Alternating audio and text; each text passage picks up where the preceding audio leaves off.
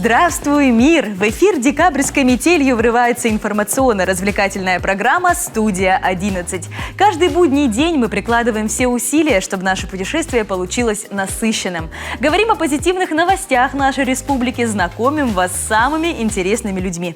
И, конечно, отлично проводим время. Не вижу причин откладывать это рандеву и начнем, пожалуй, с анонса.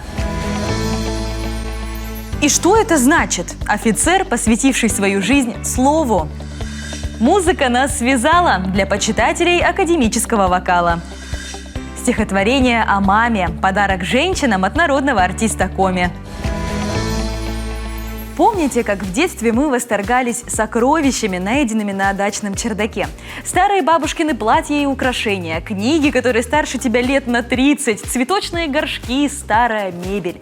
Какое же удовольствие было все это рассматривать. Настоящий клад. Вот и словарь живого великорусского языка Владимира Даля играет совершенно особую роль в русской культуре. Этнограф в одиночку, представляете, пополнял эту сокровищницу 50 лет. И мало того, что словарь Даля стал необычайно важным источником истинно народного слова для поколений русских людей, вокруг него выросла собственная мифология. И раз уж мы заговорили об этом удивительном труде, нельзя не рассказать о словах, из которых он слагается. Знаете ли вы, что такое, например, чеханастица? Звучит как производная от Чехии и Насти, однако это слово ни с какими странами и Анастасиями не связано. Чеханастица – это мыться, умываться, чиститься, но это еще цветочки. Еще одно удивительное слово, найденное на страницах словаря – жирандоль. Этим словом нам хочется на французский манер назвать своих котиков, но с усатыми-полосатыми это никак не связано, ведь жирандоль – это канделябр. И завершим наше погружение словом «фуфыриться». Нафуфырилась и пошла. Не про это слово. Раньше фуфырей называли капризного человека, поэтому фуфыриться, сердиться, дуться, привередничать. Эти слова можно использовать и сегодня, только не забудьте объяснить собеседнику, что прямо сейчас говорите на живом великорусском. А мы идем дальше. Музыка спасет мир. Эти слова недаром носят великий статус. И вне зависимости от вкусов, каждый человек найдет в музыке что-то свое. Я уверена, что среди наших зрителей найдутся почитатели академического вокала. На днях в Югоре прошел концерт студентов и преподавателей вокального отделения колледжа искусств под отнюдь не снежным названием «Осенний вернисаж». Никита Чернов пообщался с исполнителями. Прекрасные тембры сопрано, меццо-сопрано, баритона и лирика колоратурного сопрано под бессмертную музыку Чайковского, Рахманинова, Верди и многих других. Этими композициями, что навечно вписаны в историю мировой музыки, весь вечер радовали зрители, студенты и преподаватели отделения вокального искусства колледжа искусств Республики Коми. Но где напряжение больше, на сцене или за кулисами? Давайте узнаем.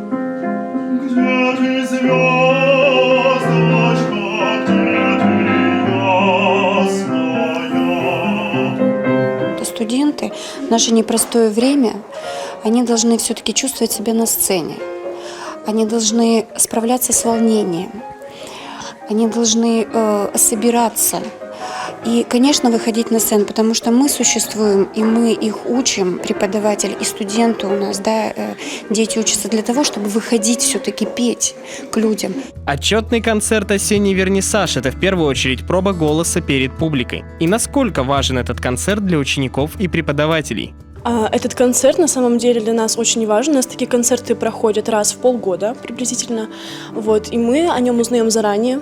Это хорошо, да, что не в последнюю секунду. Начинаем готовиться заблаговременно до концерта. Вот, и сразу подбираем программу. И, конечно, в этот концерт обычно у нас отбирают там по одному номеру от человека. Очень жаль, но зато какой номер. Такой концерт не мог обойтись без внимания заслуженной артистки России Ольги Сосновской. Еще бы, только с такой энергетикой можно выйти на сцену. Это вот прям обязательный обряд был? У нас, да, обязательный обряд. Обязательный. Это же все на уровне-то, извините меня, психосоматики. Мы знаем прекрасно, я думаю, вся республика и даже страна знает вашу энергетику. Конечно, да, я им делюсь. Я надеюсь, что они сегодня достойно меня выступят все.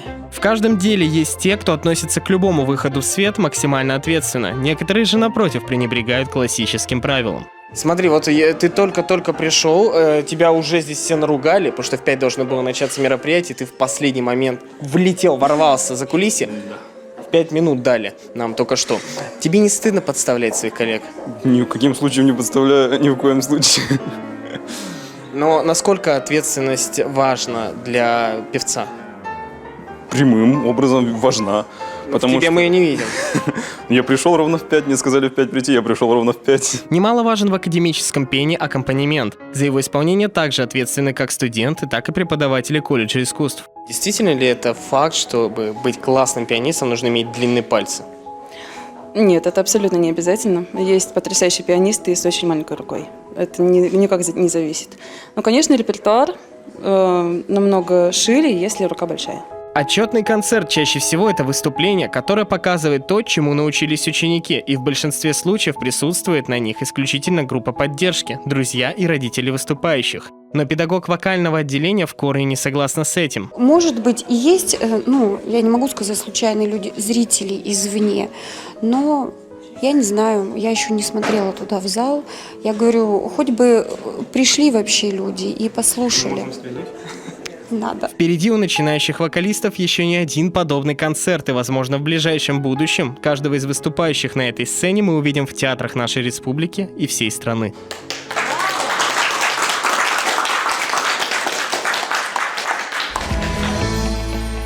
Наша республика богата местами необыкновенной красоты, но, к сожалению или к счастью, чтобы добраться до многих из них, придется преодолеть немало сложностей.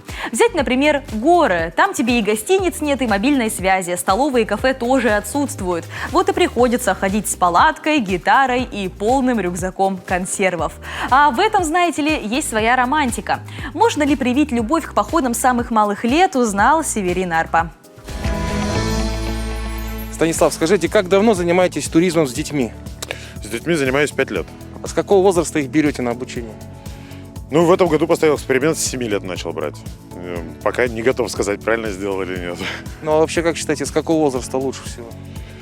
Ну, в зависимости от того, каким видом туризма. Если спортивным, можно и нужно. Чем раньше, тем лучше. С 7, то есть это хорошо. А если туризмом экспедиции, путешествий, то лучше, чтобы ребенок достиг хоть какого-то сознательного возраста. То есть лет 10-11 уже можно эффективно работать. А чем вообще занимаетесь? Наверняка туризм же это подготовка физическая, подготовка там какая-то альпинистская, может быть, специально. Как проходят занятия? Вот какие у детей занятия? Ну, полномасштабный. У нас сейчас появился центр на Катаева, учебно-воспитательная работа. То есть у нас и кабинеты, и спортзалы, и наше все это полигоны в лесу и природные условия. То есть мы полномасштабно с детьми работаем, стараемся везде и все виды деятельности. Но основной акцент, конечно, у каждого педагога свой, и зависит очень от группы детей. С кем-то по дисциплине нужно поработать, с кем-то по физической подготовке, с кем-то по специальной. А вот если взять одну группу детей, сколько раз в неделю она занимается? Тоже по-разному, от 2 до 4 раз. Программы туристско-краеведческой направленности имеют несколько, так скажем, подразделений. Есть спортивные, физкультурно-спортивные, есть туристско-краеведческие. И в зависимости от того, какие задачи перед вами стоят, так и выстраивается работа. Если спортивное совершенствование, то, конечно, больше тренировок, меньше теоретических занятий. Если это работа с детьми по походам, по экспедициям, по путешествиям, по краеведению и так далее, то здесь уже значительный момент уделяем и теоретическому обучению. Сколько у вас занимается одна группа? В течение учебного года или как-то она, может, переходит потом дальше на следующий возраст?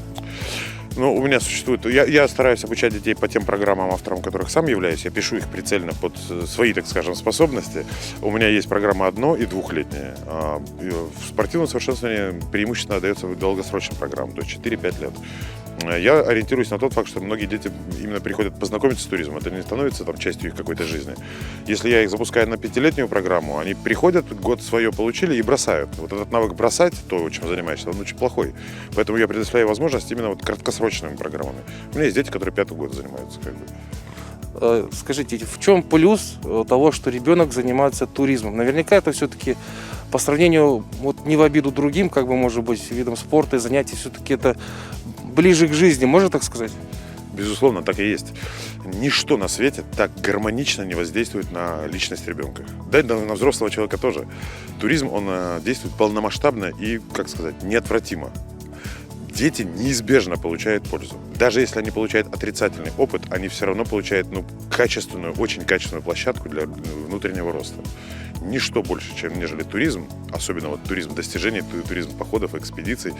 Граница обитаемой вселенной у ребенка расширяется так, как не у каждого взрослого расширена. Эстетическая картина мира воспринимается совершенно иначе и совершенно другое отношение к людям рядом. Насколько сложнее вот зимой с детьми выходить куда-то? Зимой заниматься трудно, в том числе и потому, что мы понимаем, да, что это холодно, это дорого. И для родителей купить соответствующую экипировку, которая позволит ребенку обеспечить холодную или теплую ночевку в лесу зимой в течение нескольких дней, это на самом деле обременительно. У меня у самого такой одежды, например, нету. Но в общем и целом короткие и значительные, в том числе, выходы в природные условия зимой, это тоже очень интересно и очень серьезный опыт. Сложнее, гораздо сложнее. Считаете, как меняются дети, как вы замечаете, как изменяются дети вот после того, когда начали заниматься, и, допустим, через год, к концу года обучения, какие вы видите в них изменения? Знаете, изменения в детях – это не акт и не серия актов. Ощутить это сложно. Изменения в детях совершаются как процесс. И ты просто вдруг обнаруживаешь, что он достиг каких-то там величин. И изменения в ребенке замечаешь 2 раза. Вот после похода. Не после обучения, а вот ты зашел в поход с одним ребенком, вышел с другим. А через несколько дней встретил и 3-го ребенка увидел. То есть поход имеет еще достаточно сильное отсроченное воздействие. То есть когда ребенок вот хапнул лишений, половина детей в первом же походе говорят: не, все, с меня хватит. То есть они через час могут уже это сказать. Но через 3 дня прибегают: Станислав Алексеевич, куда пойдем, что, как, что, почем. То есть нужно отдохнуть, выспаться, переспать с этими мыслями. В заключение, ваши пожелания тем родителям, которые думают, отвезти ли ребенка, может быть, как раз после этого интервью в туризм попробовать? Ведите, безусловно. Ничего нету лучше того, что сильнее повлияет на ребенка. Это не для каждого, но попробовать нужно каждому, это однозначно. Тем более побывать на природе в любое время года, мне кажется, это замечательно. Зима наше все. Это совершенно прекрасное место во время года и позволяет достигнуть тех мест, которых летом не достигнешь. Спасибо вам большое, желаем удачи в работе. Спасибо вам удачи. Свои первые социальные навыки малыш получает именно в семье, потому мы так бережно храним в своей памяти воспоминания из детства. С особенной теплотой говорим о родителях. Думаю, у каждого в арсенале есть пара историй про громообразный отцовский смех и про мамины вкуснейшие пироги. Кстати, о мамах. Не зря считается, что это едва ли не главный человек в жизни каждого из нас. И всем нашим любимым мамочкам музыкальный подарок от народного артиста Республики Коми Петра Шучалина.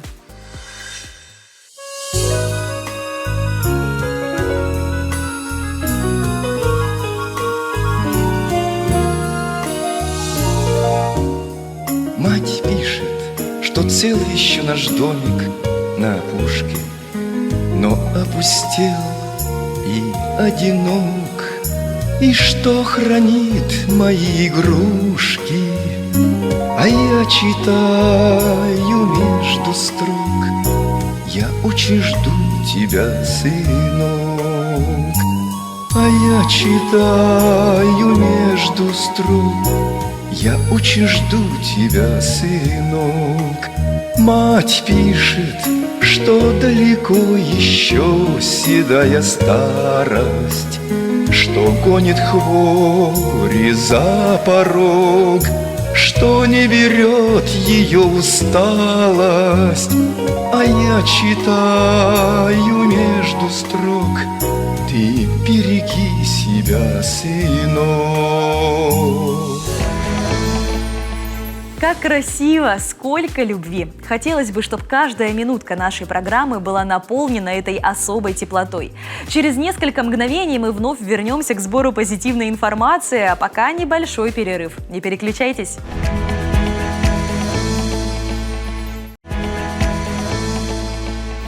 В эфире программа, главная цель которой – сделать настроение смотрящих в разы лучше. Это «Студия 11». Чем займемся в ближайшие 10 минут? Приоткроем завесу тайны. Внимание на экран. Рецепт к новогоднему столу. Сыктывкарский фудблогер удивляет вкусняшками. Бороться нужно уметь. О мужских соревнованиях. Игра по коме. Чем заняться в большой компании. В начале ноября YouTube объявил об отключении счетчика дизлайков под видео. Для тех, кто не в курсе, пальцем вверх или пальцем вниз можно было оценить любой видеоролик на платформе. Сейчас же пользователи смогут ставить отрицательные отметки, но их количество будет видеть только автор публикации. Такое решение было принято, чтобы сделать платформу более безопасной для авторов. По мнению разработчиков, большое количество дизлайков под видео может привести к травле блогера. Что ж, сколько людей, столько мнений, но, как по мне, счетчик дизлайков – отличный способ сэкономить время смотрящего. Зачем погружаться в контент, который большинство пользователей считает некачественным? Вот такая тема для волнений в интернет-мире. Но вам, друзья, волноваться не о чем. В рамках нашей программы мы показываем видео, на которые дизлайки не ставят. И вот новый рецепт от сыктывкарского фудблогера. Приближается волшебный праздник – Новый год. Многие из нас соберутся за праздничным столом со своими родными, близкими, друзьями. Скорее всего, вы, как и я, уже задумывались о том, чем будете угощать и удивлять гостей. Сегодня я покажу вам рецепт традиционной сельди под шубой, которую я назвала «Столовая королевишна». Фишка салата – маринованный лук, никакого майонеза и оригинальная подача. Смотрим! Подготовим лук для маринования. Теплая вода, 1 столовая ложка уксуса, соль, сахар, оливковое масло. И оставляем мариноваться на 3 часа. Для соуса я взяла 200 грамм сметаны, немного соли, черный перец, паприка, чеснок, горчица.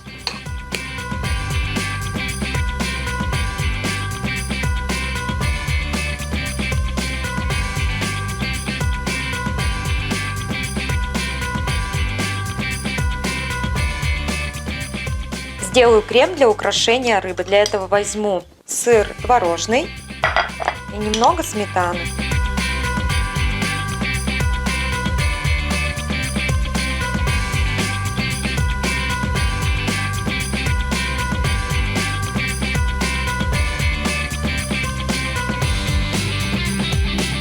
Вот такая столовая королевишна у меня получилась. С наступающим Новым годом!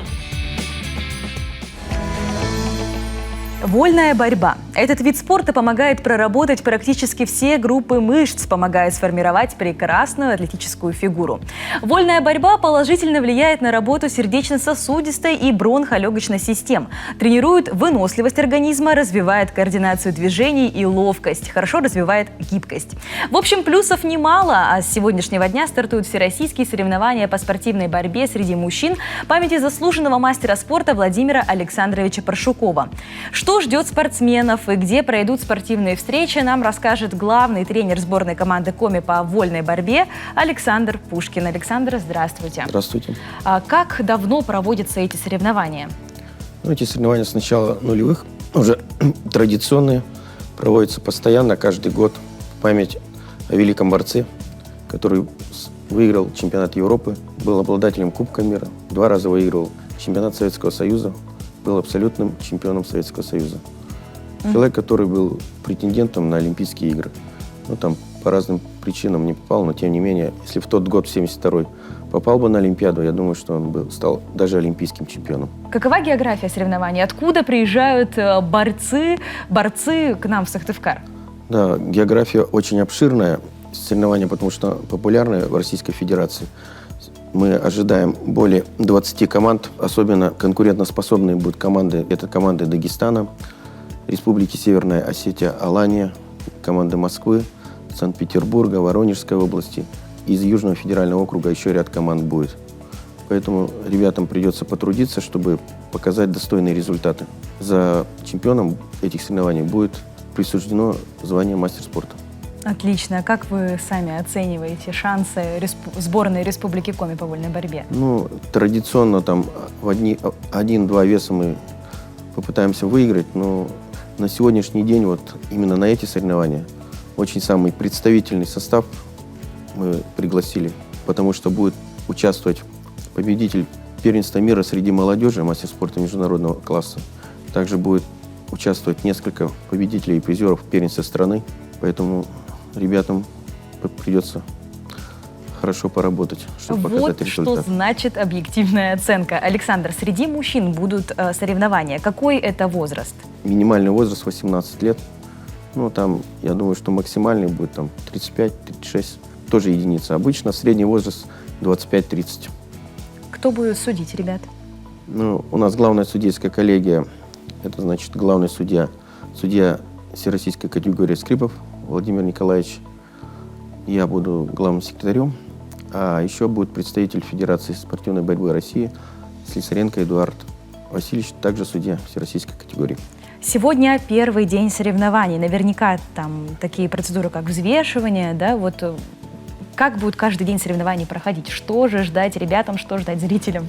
Ну, значит, вчера была мандатная комиссия, там проверяли документацию всю, была жеребьевка. Сегодня взвешивание утром в 8:30. В 11 часов будет парад открытия, и затем будут предварительные схватки. Четвертьфинальные, полуфинальные, и будут доведены до финалов, а финалы будут на следующий день. Остается только пожелать нашей сборной Республики Коми удачи. Ребята, мы в вас верим. Надеюсь, что все первые места, первое, второе, третье места вы займете. Александр, спасибо вам большое, что пришли к нам рассказать об этом спортивном событии. Ждем вас еще у нас в гостях. Вам спасибо. Игры сопровождают нас всю жизнь. Да, я действительно так считаю. Сами посудите, в детстве мы не можем разлучиться с мягкими игрушками. В юности отдаем свое предпочтение компьютерным играм, а уже будучи взрослыми, в магазинах засматриваемся на полки с настолками и с удовольствием ходим на интеллектуальные квизы. А есть такие развлечения, которым можно предаться в любом возрасте, особенно если они отражают культуру твоей малой родины.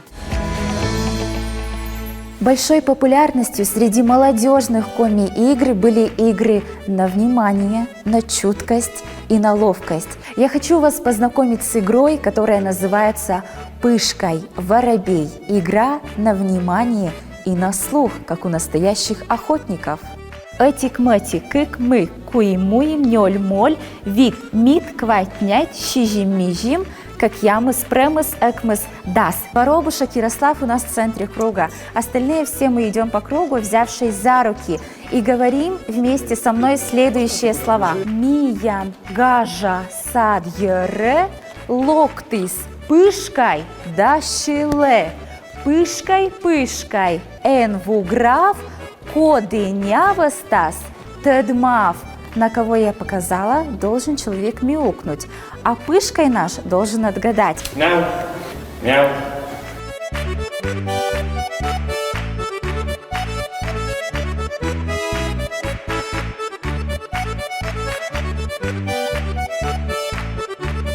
Вот такую игру можно провести среди маленьких детей, а также и среди молодежи, которые знают друг друга. Это у нас была игра «Пышкой», что в переводе с коми на русский означает «воробей». Игра на внимание. Бескрайние снега, полярная ночь, едва виднеющиеся Уральские горы. Это все Воркута. Горожане гордо называют свои родные земли столицей мира. Давайте полюбуемся чудесными фотоснимками, найденными на просторах интернета.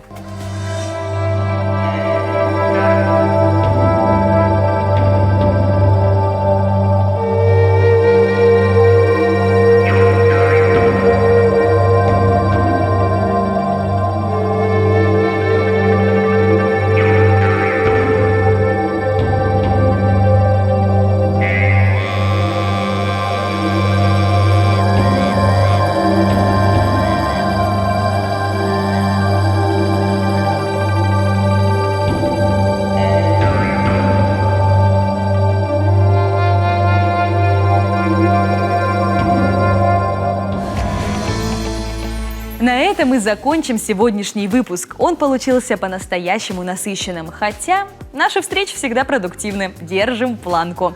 Земляки, согревайтесь любовью, улыбайтесь и следите за своим здоровьем. А к этому моменту до Нового года осталось 28 дней. Увидимся в эфире «Республика». Пока-пока.